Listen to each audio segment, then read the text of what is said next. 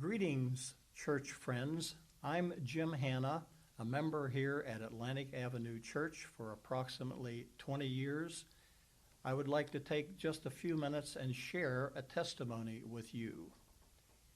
I have not been to church in person since our last pre-COVID service, which I believe was back in March. I really miss being in church. Several weeks ago, I tested positive for the coronavirus. Now, I'm sure the very idea of being around a virus person scares you.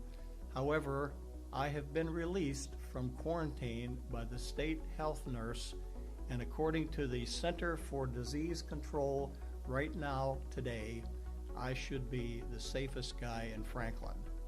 The CDC thinks a post-COVID patient cannot shed the virus to anyone, nor contact it again for some 60 to 90 days.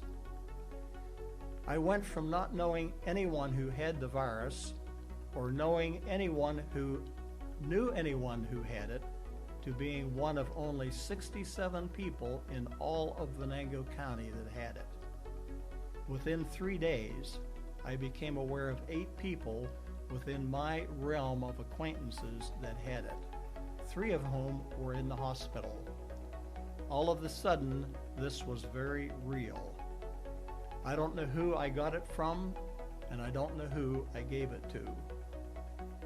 As many of you know, my wife Martha has been in treatment for several months for 2 different types of cancer.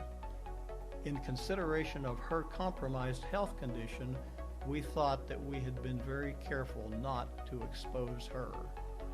Once I became positive, the 2 of us began living in opposite ends of the house.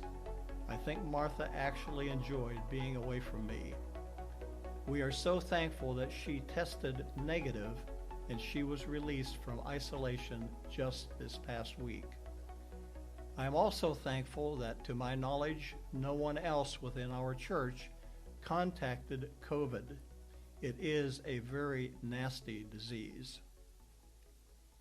Between Martha's illness and COVID, these have been some hard times at our house for the past several months. We cannot overstate how much the prayers, concerns, phone calls, and cards have meant to us. There were days that I would go to the mailbox and grab a handful of cards. We have felt and benefited from the power of prayer in our lives. Thank you all so very much. If there is anything positive that has come out of this, the whole experience has made me more sensitive to the needs of others. So, how does this all relate to Atlantic Avenue Church? I have never before in my life gone months without going to church. How I long to again worship in our spirit-filled church and fellowship with believers. Everything I used to do and love has been wiped off my calendar. Even recovering from the virus seemed a bit anticlimactic, and I have experienced the emotion of depression. Simply said, I want my old life back. But wanting my old life back, and you wanting it back, does not warrant us being careless or taking chances for ourselves or others. We simply cannot ignore following the necessary precautions just because we are tired of the virus. So how do we deal with it? First of all, it's real.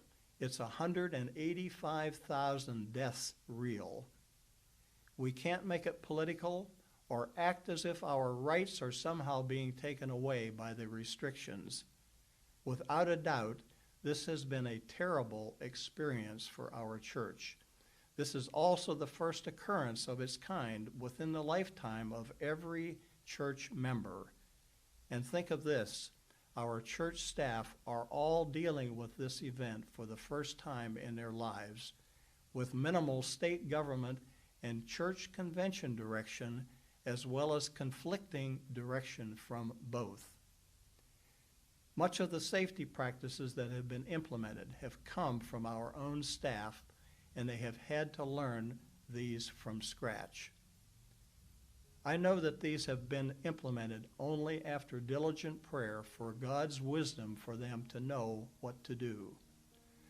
All of the media publication of our electronic broadcasts have been the brilliant and hard work of our own staff. It seems such a small sacrifice that we are all being asked to do is to wear a mask and social distance. Now more than ever, we need to support and appreciate and pray for our staff, knowing that they have everyone's best safety in mind.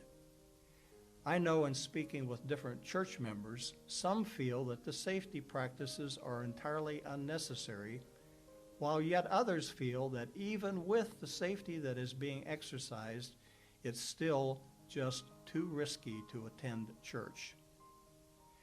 Let's be careful that our diversity of opinion on this matter does not cause us to be divided and cause disunity within our church.